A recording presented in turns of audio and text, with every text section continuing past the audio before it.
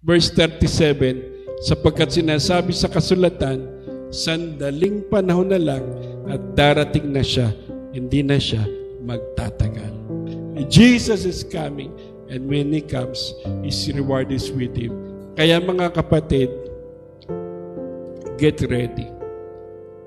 Pinakita ng Lord na malapit na ang kanyang pagdating, hindi lang para ma-curious tayo about the future, kundi para ayusin natin ang buhay natin ngayon dito sa lupa. Kasi malapit na bumalik ang Panginoon eh. Kaya ayusin mo yung buhay mo. Sapagkat gusto mo mabalikan ka ng Panginoon ng ganyan. Naalala ko pa si Charles Stanley. Nung bata pa po siya, magpapaalam siya sa magulang niya.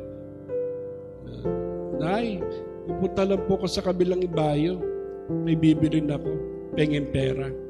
Alam mo, laging payo sa kanya ng tatay niya, anak, tanda mo to, pagdating mo doon sa kabilang ibayo, huwag kang gagawa ng anumang kalokohan na pag bumalik ang Panginoon, mahiya ka na umarap sa Kanya.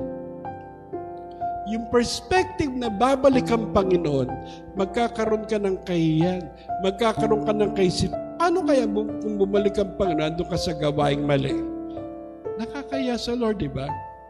Kaya yung pagbabalik ng Panginoon is not just giving us a curiosity on the future, but giving us a chance to transform our life in the present.